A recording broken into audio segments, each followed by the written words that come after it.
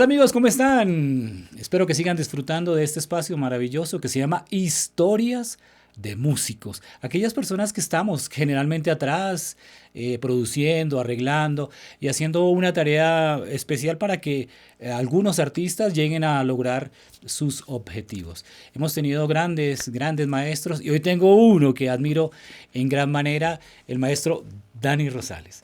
Dani, bienvenido. Juanito, muchísimas gracias. Gracias por la invitación y qué rico estar por acá. Bueno, Dani es arreglista, es productor, es director, es ingeniero de sonido, es percusionista, es pianista. ¿Qué me faltó, Dani?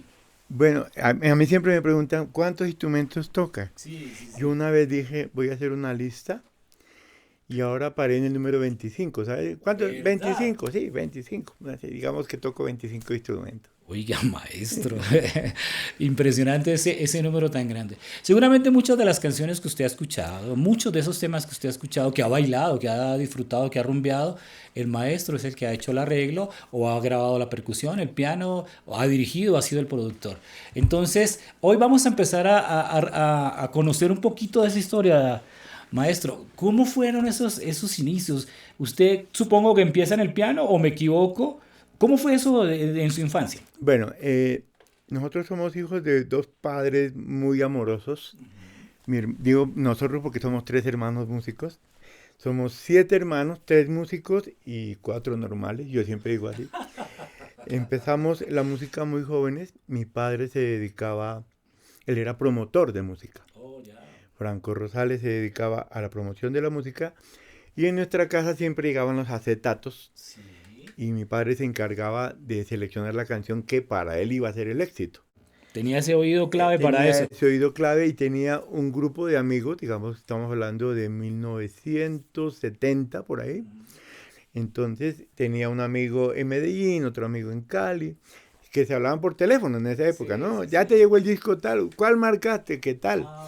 Entonces como que ellos hacían ese diálogo y mi papi siempre le iba bien porque el que él ponía era el éxito. Le tenía Entonces el las oído. disqueras se ponían muy felices porque él siempre le pegaba el palo. Oh, claro. Se volvió, digamos que promotor de música dentro de los trabajos que él era abogado, era periodista y locutor. Tenía un programa de radio en Pasto, Nariño, que se llamaba Boulevard de Estrellas, Ya. que fundó el año en que yo nací, que fue el año 1963. Ok. 30 de abril de 1963, mi padre en junio del 63 fundó su Boulevard de Estrellas, siempre ligado a la música, a músicos, a artistas, Imagínate ese apoyándolos. ambiente. Fue la mano derecha y cofundador del trío Martino, un gran trío, el de Muy Noches de Boca connotado. Grande. Noches de Boca Grande, que la gente cree que es Boca Grande Cartagena, y no, es Boca Grande Tumaco, Nariño. ¡Guay!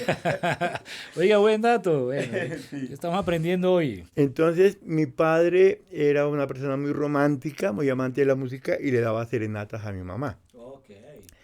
con muy buenos tríos, entre ellos el trío Martino. Wow, imagínate. Entonces, nosotros con mis hermanos pequeños, éramos, mi hermano mayor tenía 9, yo tenía 6 y el menor 5. ¿El mayor es Ricardo? Ricardo, el Ricardo. bajista. Tremendo bajista, eso sí. Sí, cerquita. Estaba yo después de 3 años y Jairo, que es el Jairo. bongocero.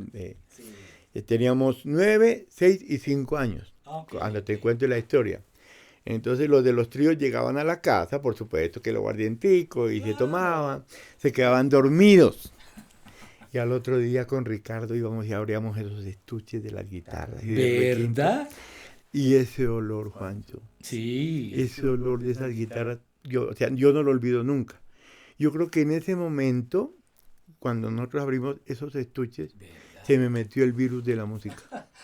Yo dije, yo quiero ser músico. Yo O en ese sea, toda la momento, vida has sabido que, por lo que me estás diciendo, toda la vida estás predispuesto para que hubiera sido sí, músico. digamos que oír tocar a ese trío era un espectáculo, porque nosotros lo oíamos, no lo podíamos ver porque nos hacíamos los dormidos. Eran serenatas en la madrugada y Sí, nosotros por ahí supuesto. oyendo de lejos, pues.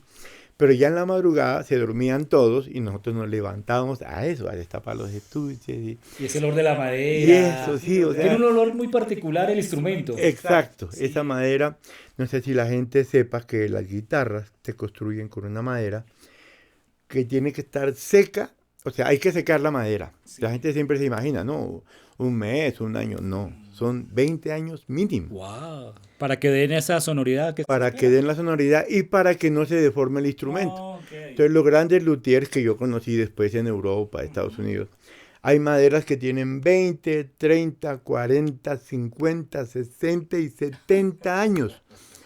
Y eso es lo que le da el valor a la guitarra que tú La compras. sonoridad La- que él logra. por el tiempo de secado. Es lo que le da, es como el vino, ¿no? Sí, sí, sí, sí. Entonces, en la madera es el tiempo de secamiento, que ya 70 años es. Por favor, Son impresionante. guitarras que pueden costar igual que un Stradivarius. Ah, bueno, pasa lo mismo con los violines. Sí, sí. Bueno, ahí empezó como que el virus de la música para mí. Yo pienso que en esa época, bueno, entre 5 y 6 años, y nosotros con mi hermano hablamos con mi papá y le dijimos, mire, que nos gustaría tocar guitarra. Mi papá dijo, no, no muy contento, dijo, "Oh, bueno. Como casi todos los papás. Entonces matricularon a mi hermano Ricardo, que era el mayor, el de 9 años, Sí. a clases de guitarra en el colegio. Entonces Ricardo iba a su clase y él le compraba, por supuesto, su guitarra Su guitarra, pequeñita. claro, sí. Y llegaba de su clase y mira, me aprendí esto. Y yo lo miraba y ve que tan chévere. ¿Puedo? Claro. Me pasaba. Y cada vez que él venía de clase me contaba que le enseñaba. Y tú aprendías. Estamos estudiando 2 al tiempo, por el precio de uno. Sí, sí, sí. Entonces, digamos que ahí fue como empecé yo como a impregnarme de la música como tal. La guitarra fue el primer instrumento que le da una visión a uno tan amplia de la melodía, la armonía y el ritmo al tiempo.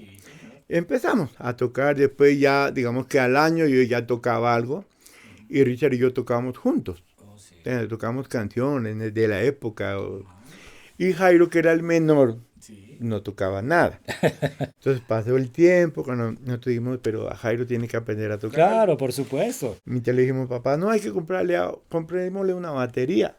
Y mi papá en un diciembre trajo lo que nosotros pensamos que era una batería, era un timbal. Ok. Trajo un timbal para que Jairo aprendiera. Entonces, Jairo, mira que llegó este timbal, que no sé qué, y no le paró muchas bolas. Entonces yo empecé a estudiar yo. Oh, Yo me acuerdo que aprovechaste. yo empecé a estudiar con el disco de Fruco y sus tesos. Tremendo referente para esa época, ¿no? Me aprendí todo lo que yo oía, Sí, sí, sí. porque no había Videos ni nada de imágenes, esas ni cosas. videos. Sí. Entonces yo empecé a estudiar timbal. Al mismo tiempo que ya tocaba guitarra, empecé a estudiar timbal. Al cabo del tiempo, mi hermano Ricardo entró a una orquesta que él ya tocaba, digamos, después de la guitarra, empezó a hacer unos pininos no, en una organeta. Era una organeta de un seminario, una cosa así, pequeñita. Después mi padre nos regaló unos micrófonos, tanto para la guitarra de él como para la mía. Y nosotros lo que hicimos fue ponerle ese micrófono a la organeta esa para que suene por el equipito, que era una cosa así pequeñita. Y eso realmente no sonaba como piano lejos, sonaba, era como un armonio, una cosa así. Pero empezamos como a transcribir, digamos, lo que hacíamos acá en el piano con 3 dedos, Wow. solamente. Eran estos 3 dedos, porque el acorde son 3 notas. Sea mayor o menor, 3 notas, y empezamos como a explorar eso. Entonces, digamos que estuvimos vinculados Richard y yo más a esos instrumentos. Y Jairo, cuando ya vio que yo tocaba el timbal, me dijo, bueno, sí, al fin sí, yo le expliqué y armamos el trío. Entonces yo haciendo bajo en una guitarra, Richard haciendo piano en la otra y Jairo tocando el timbal. Y entonces mi padre, cuando ya nos vio, dijo, bueno, le pegaron al palo. Le gustaba que lo hiciéramos como hobby, nunca como trabajo. Sí. Para que los padres, no, que el Sí, estudio, que el por colegio, que... Y la fama de la música y Exacto. eso que es tan complicado. Y lo otro, el guarito y que la contra le daba miedo ese pedazo. Sí, por supuesto. Nosotros fuimos músicos muy juiciosos al principio, empezamos a tocar, digamos, como entre hermanos. Después mi hermano me dijo, no, mira, él estudiaba en el Seminario Conciliar de Pasto y hay que dar unas serenatas, acompáñame. Yo iba, tocaba, todo eso era gratis. Todo eso era gratis. Ya después sí, porque son músicos natos, músicos hechos en casa, digámoslo así. Ya mi padre después, como ya se dio cuenta que tocábamos, cuando iban amigos, nos despertaba, muchachos, toquen alguito. Entonces nosotros tocábamos y nos dejaba debajo de la almohada un cariñito. No, vea usted. Entonces ya eran los primeros salarios, dijimos, oh, qué bueno, esto pues. Pero él lo hacía como para incentivar el hecho de que nos levantáramos a altas horas de la noche a tocar, lo hacía más por ese lado, digamos. Claro, por supuesto.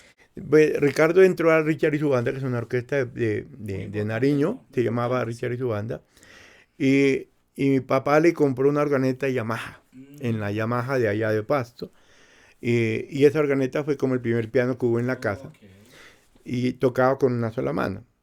Richard más o menos después trató de meter la izquierda, y yo lo acompañaba a los eventos y tocaba una o dos canciones. En el piano. Sí, en la organeta, porque nosotros no era piano piano, no era tuvimos, organeta. era una organeta y sonaba como organeta. Como tal cual, sí. Entonces tocábamos y de pronto él un día se fue de viaje con un amigo en una moto a un pueblo que se llama Sandoná, Nariño, y hubo un derrumbe y no llegó. Entonces el dueño de la orquesta llegó a la casa toda apurado. Richard, no sé, vamos, ¿a dónde? A tocar. Y digo, no, yo me sé dos canciones. Me dijo, no importa. No importa porque ya la orquesta está allá y toque lo que pueda. Yo me fui y toqué ese evento. Yo tenía 11, 12 años casi. Bueno, eso para mí fue un sufrimiento, Juan, porque yo me sabía dos canciones, y los acordes, dos tonos. Sufrí toda la noche, pero igual para la gente pasó ahí, sacaron el baile porque los otros músicos tocaban lo que sabían. Sí, claro. Y yo hice ahí la pantomima, que unos temas los tocaba. Y después me puse como a estudiar, porque dije, no, ¿qué tal que me pase otra vez? Claro. Empecé a estudiar.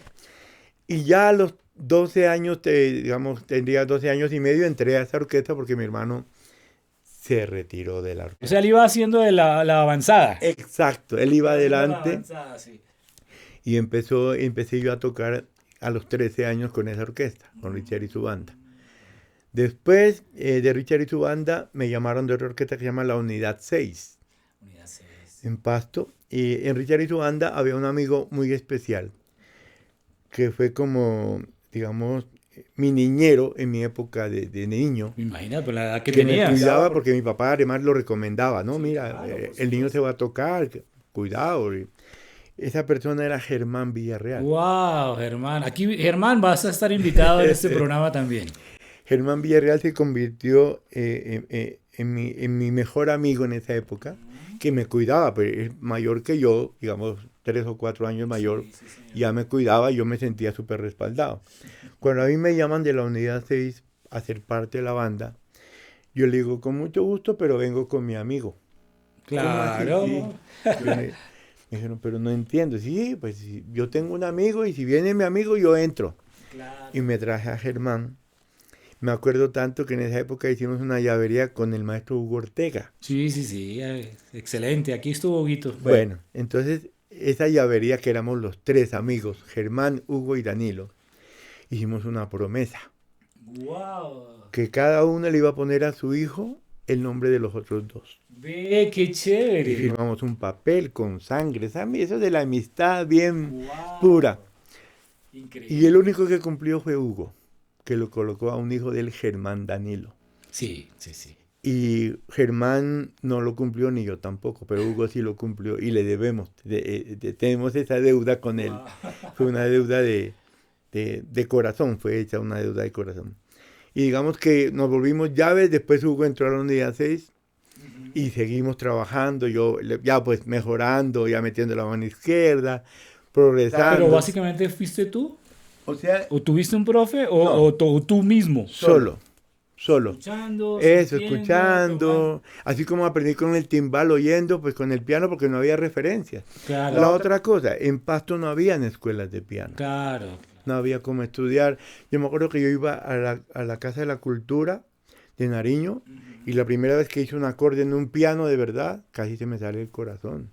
Porque el sonido al que yo estaba acostumbrado del órgano ese era una cosa... No, imagínate. Nada. Que no, además que no tenía volumen. Yo, La dinámica esa era la complicada. dinámica no estaba. Entonces cuando yo llegué a la Casa de la Cultura y hago ese acorde, no, yo casi me muero.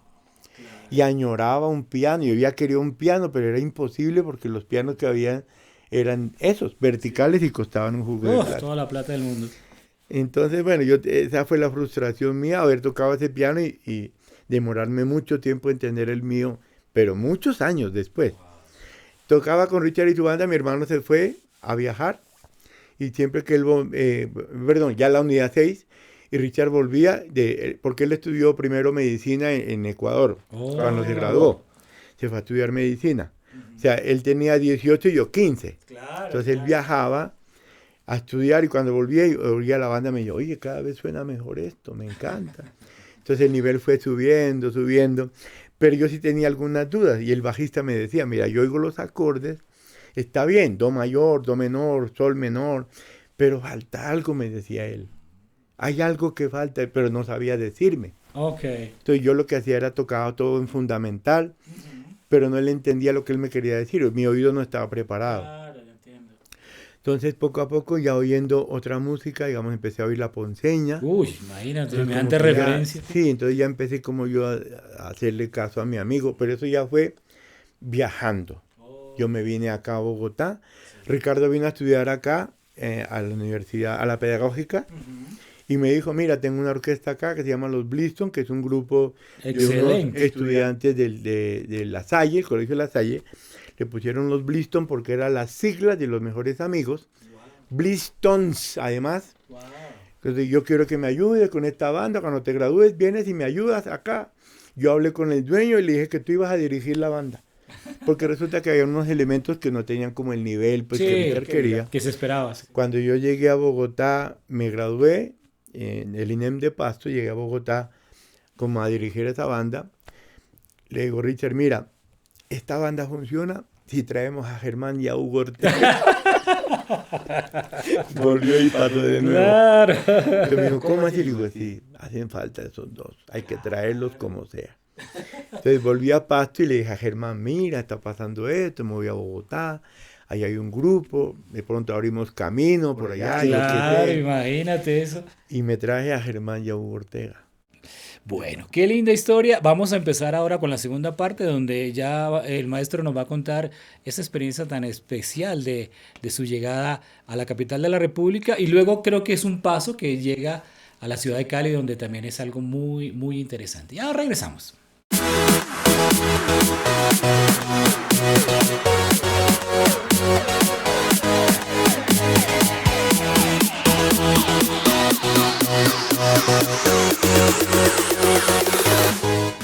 Bueno, seguimos en esta maravillosa entrevista con el maestro Dani Rosales, contándonos una historia muy bonita que además tiene que ver con otros que también se convirtieron después en productores maravillosos.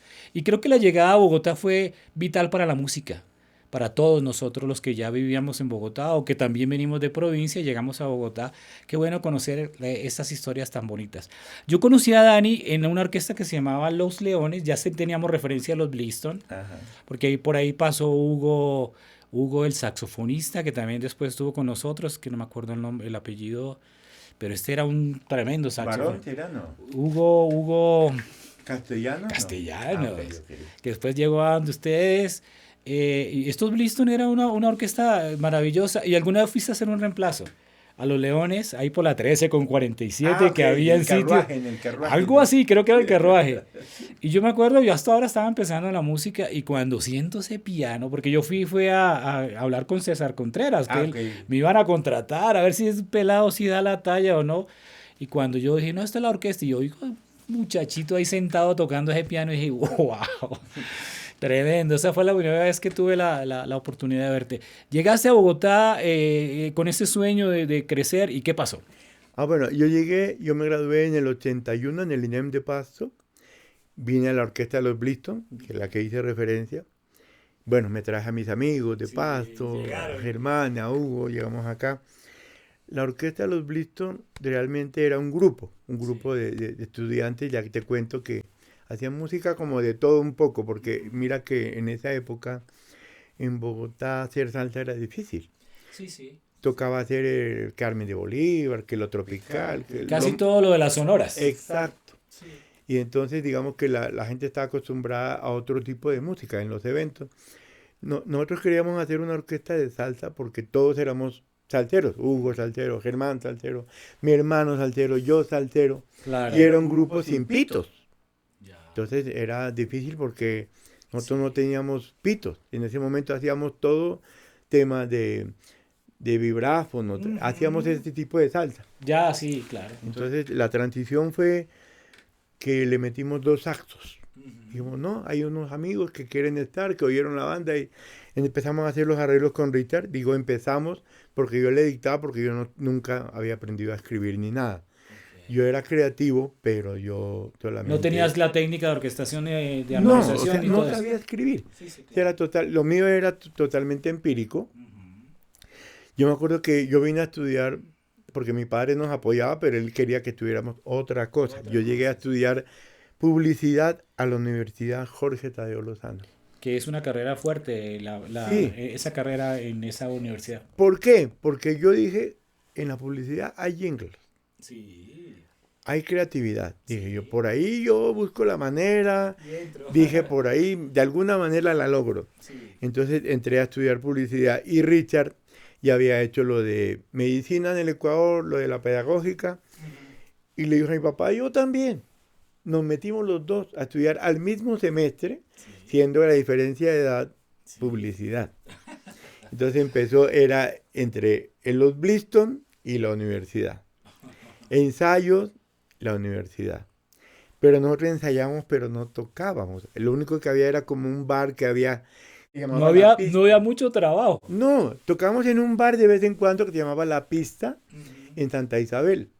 Que el don Jaime, que era el dueño, nos llama, esta semana sí, la otra no, ahí como que nos turnaba, pero eso era, digamos que el pago era muy poquito, Sí, era sí, una sí, cosa sí, como sí. para los buses, Sí, sí, sí. realmente. Pero no, lo bueno fue que ahí creció el núcleo de lo que después iba a ser los Bliston. Después los saxos, la transición después de los saxos nos aburrimos porque la tesitura no daba, entonces cambiamos a 2 trompetas. Ahí estuvo Mariano Bonilla. Mariano Bonilla y Orlando Rodríguez eran los 2 Orlando, trompetas. claro, qué buen trompeta. Entonces cuando ya entraron esos 2 pitos, la orquesta nació de verdad. Los Bliston se convirtieron en una banda robusta y nos contrataban en la Taberna Mexicana, en la séptima, frente al el edificio de Avianca, ahí quedaba la Taberna Mexicana. Y tocábamos nosotros y lo que iban a ver era puros músicos a vernos tocar. Y la gente decía... La gente que iba a tomar, pero toquen algo bueno, nos decía, porque nosotros tocábamos era salsa. Nos regañaba y me acuerdo que el Peñuela, que es hermano de Luis Eduardo Peñuela, de los 8 de Colombia, de muchachos, toca meterle tropical o se van. Entonces empezamos a tocar música tropical, revuelta con salsa. Pero entonces les tocó. y nos tocaba tocar, bueno, lo que te digo, lo tropical, qué tema de Nelson, qué tema de La Matancera, qué tema de Lucho Bermúdez, de lo que la gente pedía, pero ahí por debajito le metíamos Ponceña, Sí. Rey Barreto, cosas así como... Tremendo, además Entonces, para esa época tocar esa música. Claro, ¿no? Y la gente, nos volvimos famosos por los músicos, por el voz a voz. No, hay unos pelados allá que están tocando una salsa. Sí. Me acuerdo Ese corre-corre fue bueno, Sí. todo el mundo sabía de ustedes. Claro, y el nombre era el que no pegaba, porque los Blistons, además, los animadores no se nos decían los Ariston, los Bristol, nos ponían de todo. Eso fue duro porque hacer nombre con esa banda fue difícil.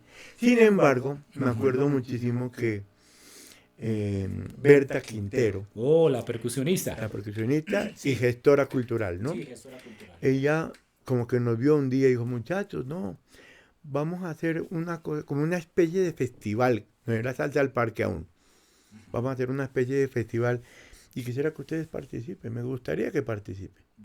Chévere, ¿no? Y ella nos vio tocar y decía, el nivel de ustedes es muy alto, demasiado alto y sería chévere que ustedes aparecieran en escena. Qué bueno, ¿ah? Que no importa el nombre, hagámosle para adelante.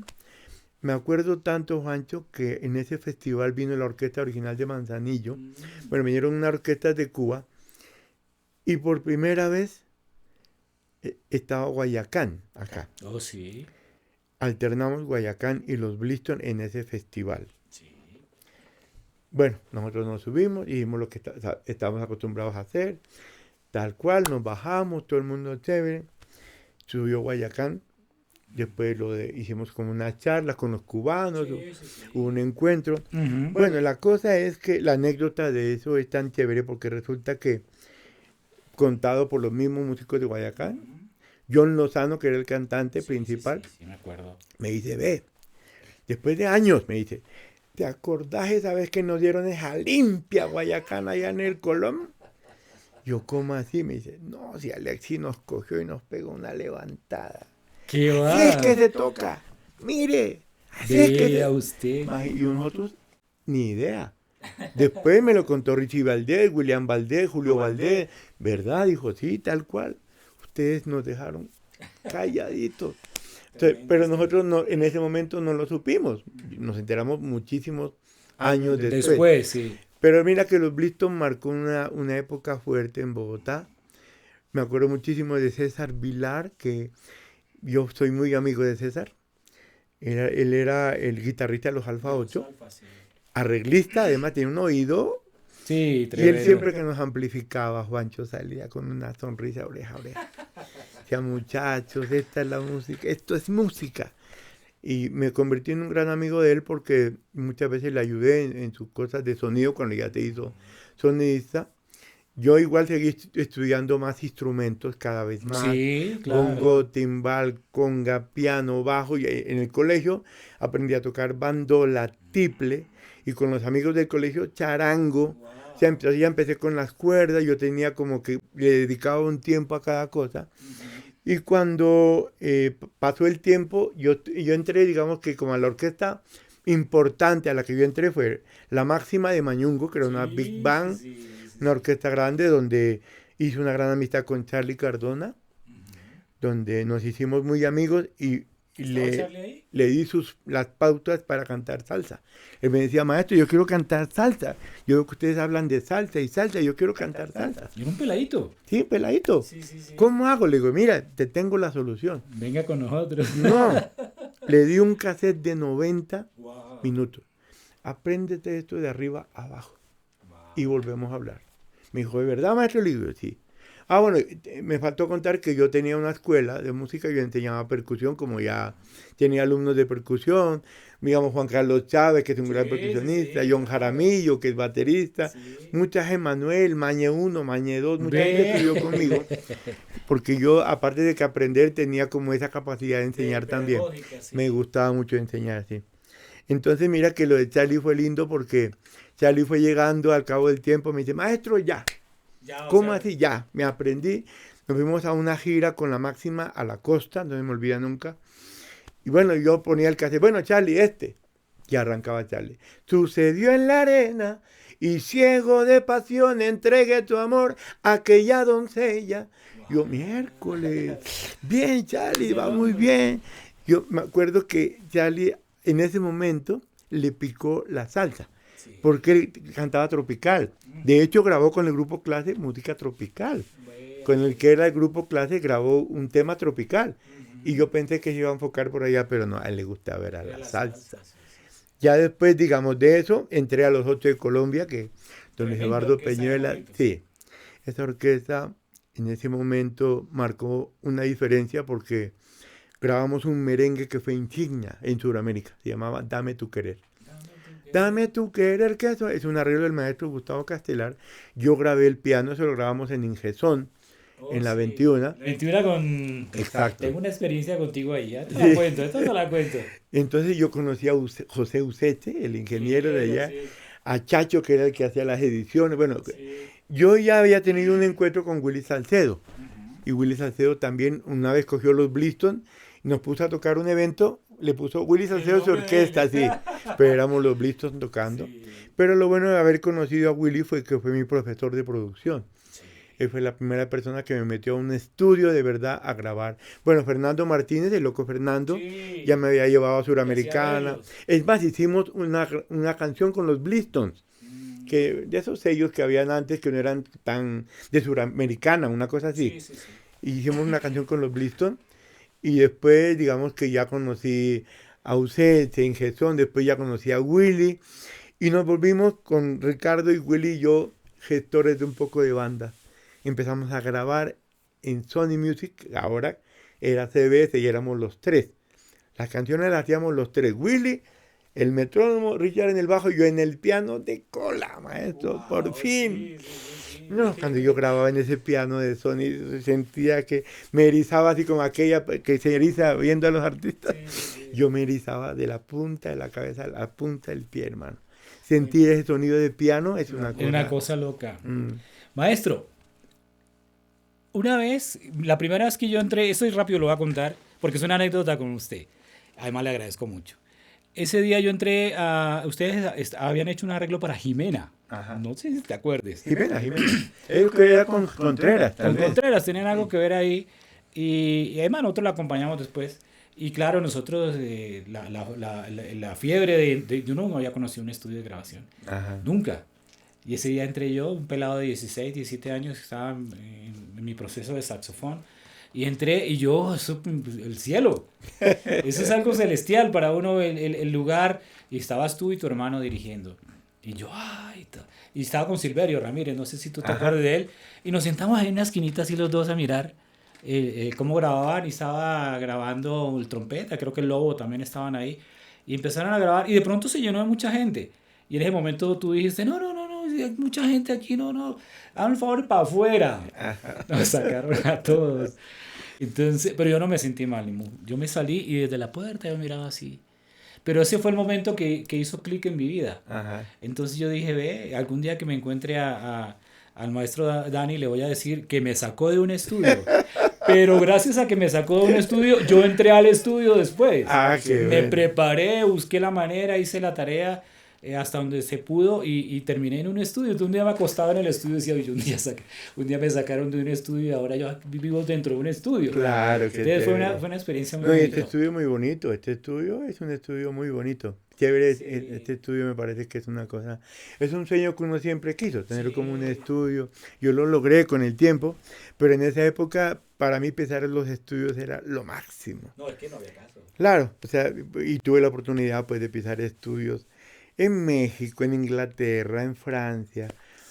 Audiovisión es uno de los mejores estudios, digamos que el diseño de Audiovisión vale $1.000.000. De Sí. esos estudios hay 5 en el mundo.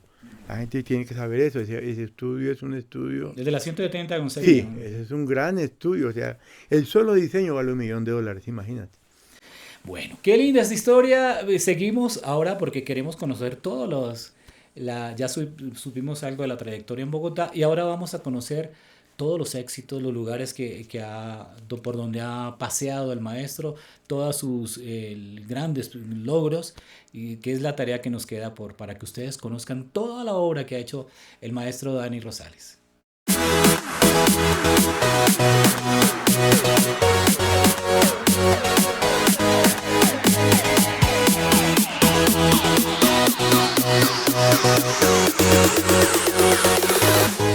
Continuamos entonces en Historia de Músicos. Tremenda esa historia, ¿no? Uno que se queda aquí, el tiempo se le va rapidísimo.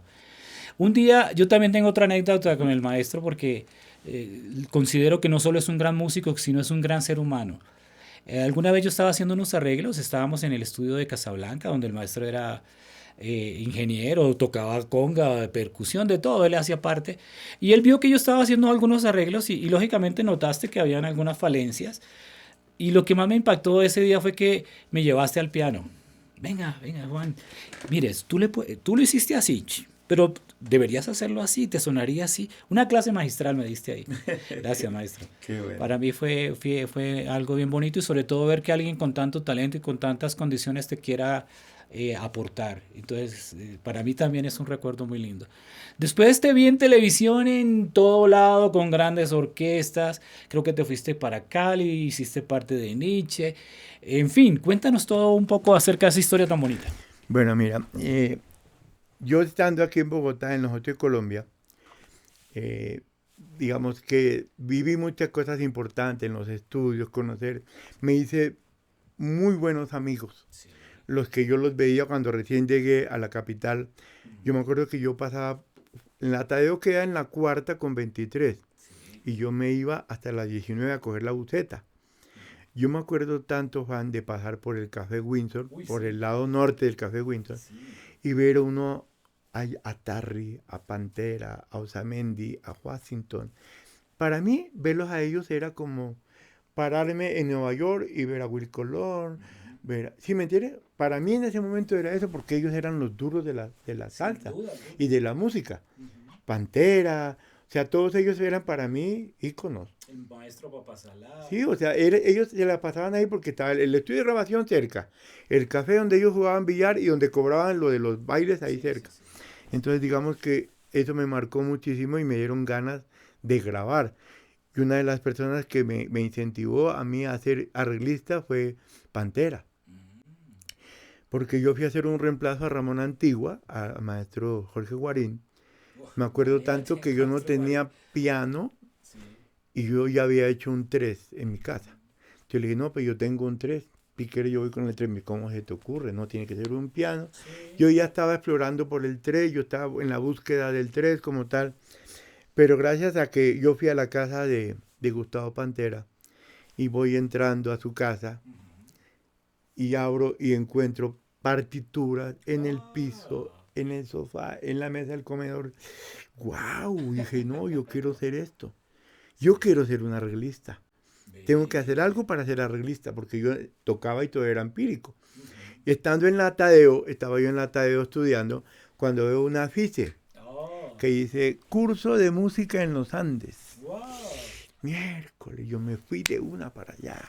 Llegué a la Universidad de los Andes, pregunté, no, mira, vamos a hacer una carrera de música, pero vamos a empezar haciendo una especie de protocolo, de proyectos, una especie como de pruebas. De prueba, una especie de experimento. Es, unos experimentos, a ver si la cosa merita. Entonces, si te interesa, te inscribes y ya. Ahí, ¿cuánto vale tanto? Listo, yo me inscribí. Calladito de mi papá, por supuesto. Entonces yo empecé a ir al Tadeo y a los Andes, primero. Ya después, cuando ya empezó lo fuerte acá, porque resulta que en la Tadeo yo había hecho ya, el primer semestre que yo entré, hice 5 jingles de tesis de grado, estando en primer semestre. Entonces, como que el profesor me decía, yo no entiendo usted, ¿qué va a estudiar acá? Usted es creativo, es músico, no tiene nada que hacer, estudie música, me dijo él, profesor de publicidad. Y digo, ¿sabe qué? Sí, tiene razón, le digo, sí, tiene razón. Entonces yo dejé de ir a los Andes, abandoné, a Tadeo. Y te fuiste a me metí en los Andes ya en serio. Los profesores eran geniales. Entonces estudié con una rusa, con un argentino, con un inglés y con un estadounidense. Entonces, digamos que ellos les enseñaban, los que cogían en los Andes música, aprendían como una clase más, como por llenar créditos, digámoslo así. No era porque querían ser músicos, pero yo sí. Entonces yo lo que hacía era que terminaba la clase y me iba donde cada maestro. Maestro, una pregunta, sí, claro. Oye, pero ¿cómo así? Pero tú vas adelantado. Yo, sí, un poquito. Y ellos empezaron a votarme. Entonces aprendí a escribir música. Y ahí me cambió la película. Ya cuando Willy Salcedo me dijo, ¿pero tú escribes? Yo, claro que escribo. Estaba medio aprendiendo y hice mi primera producción con Willy Salcedo. Ya estar en el estudio de CBS, verlo como producía, pues ahí fue donde yo ya fui creciendo como arreglista. Y gracias a Willy conocí músicos importantes en la salsa. Conocí a Hansel Camacho, que después fue del grupo mío de Changó. Conocí a César Mora, con el cual hicimos un disco muy importante, que fue el primer disco de César Mora. Y así mismo empezamos a hacer el grupo Contraste, hicimos el grupo Changó. Bueno, yo ya había hecho cosas, lo que tú estás contando, con Yajé, con otras bandas, con Néstor Neira, con Yolanda Rayo, bueno, con varias gente había hecho ya mis primeros arreglitos, pero ya, digamos que en los Andes fue que yo crecí.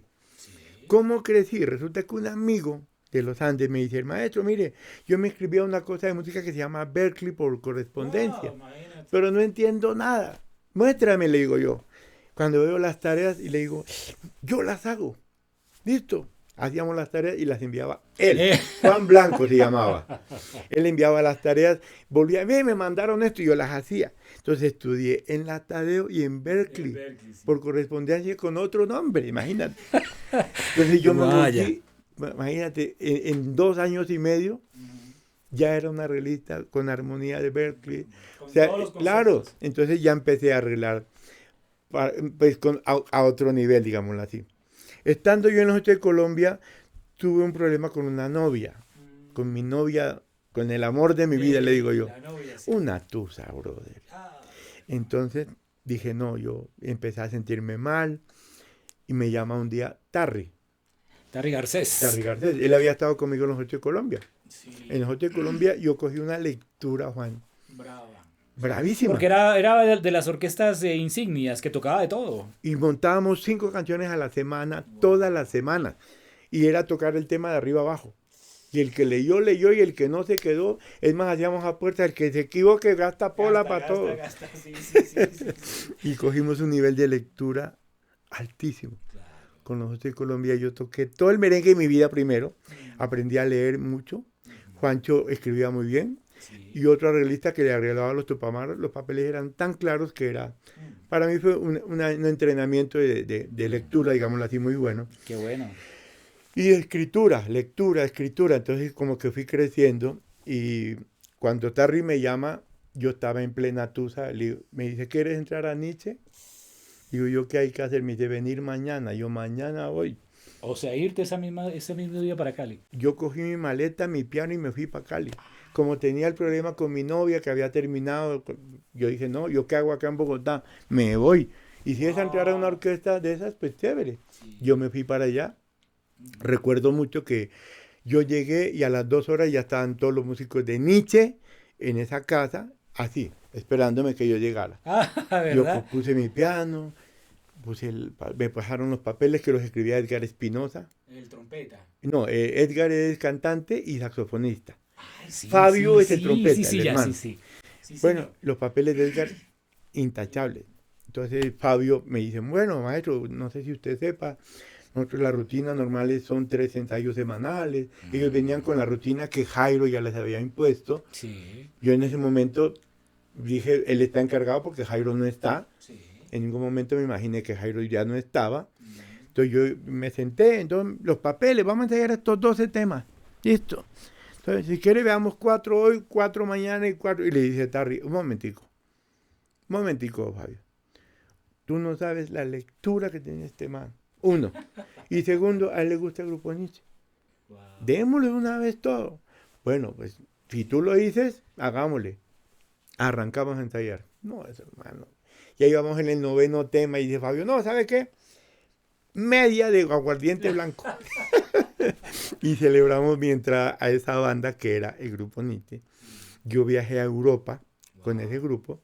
Estuvimos en Francia, Inglaterra, después de allá nos fuimos a Estados Unidos.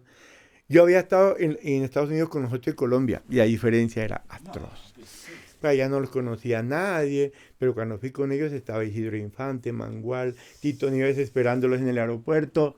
O sea, era otro nivel y ir a tocar a los lugares y decir, mire, aquí normalmente la entrada vale 15, pero si es la Ponceña, Oscar o Nietzsche, vale 25. Wow.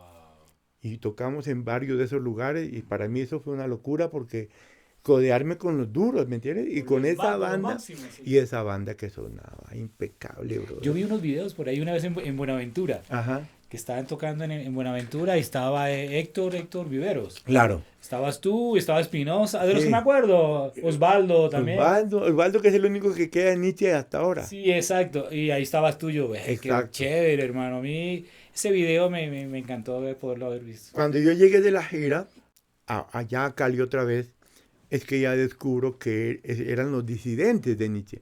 Pero era la misma carátula que yo tenía guardada en mi casa. Claro. Eran todos, Y solo los que mismos Maccabi no personajes. estaba y estaba yo ahí.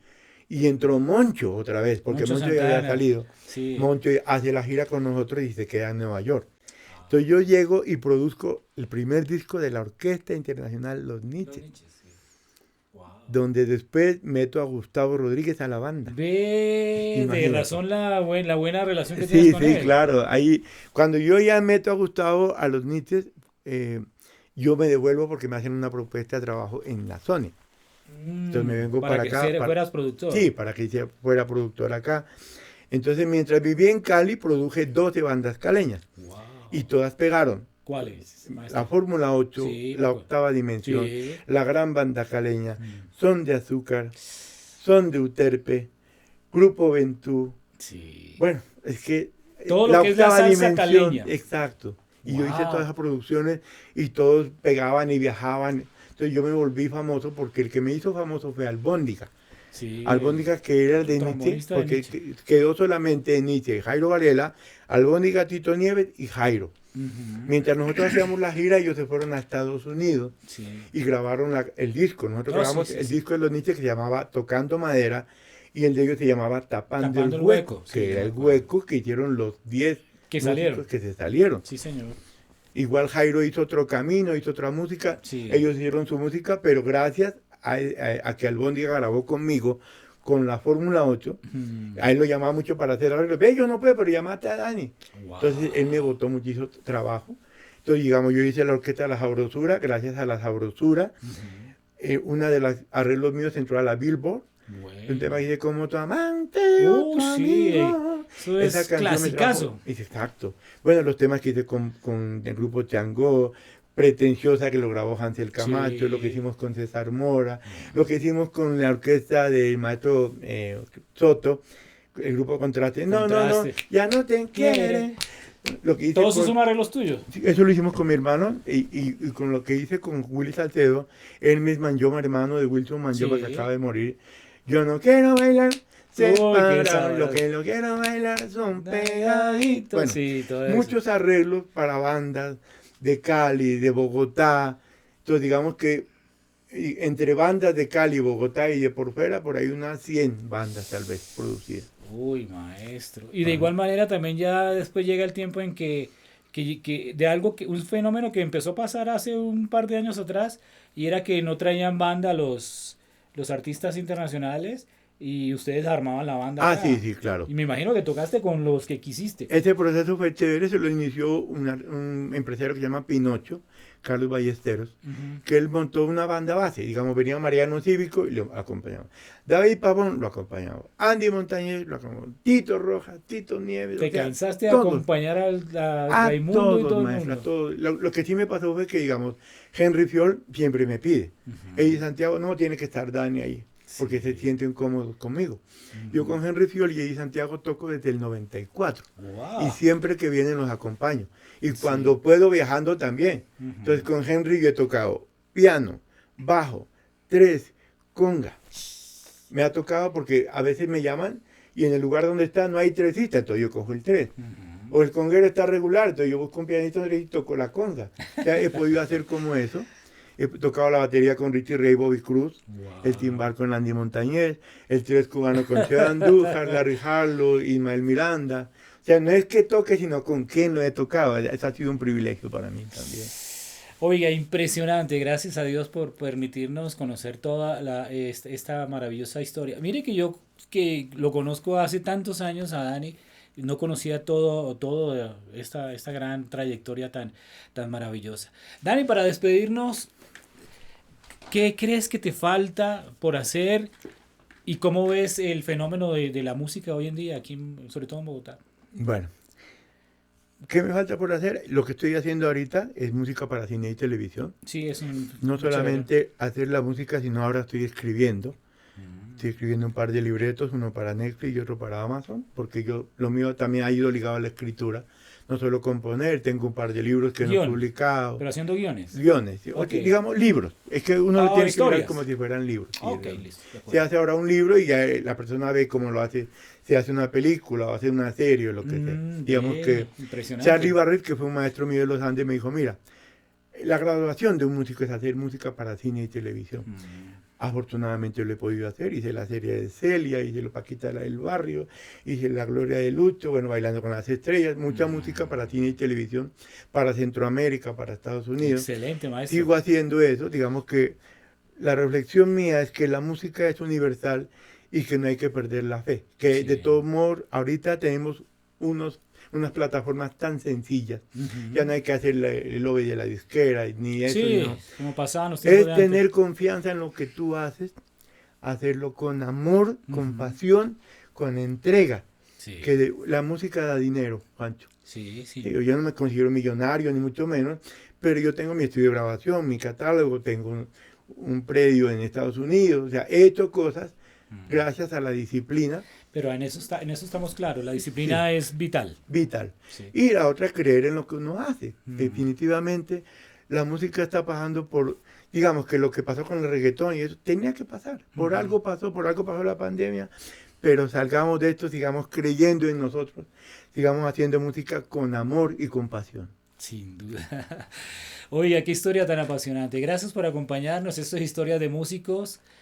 si usted no le apasiona todo lo que ha escuchado, si esto también no puede ser un puente grande para las personas que están iniciando, el hecho de que sí se puede llegar a estos niveles tan importantes y todos los procesos que se viven. Gracias por estar con nosotros, maestro. Gracias. Muchísimas gracias. Muy linda esta entrevista. Saludos. Gracias. Hasta luego.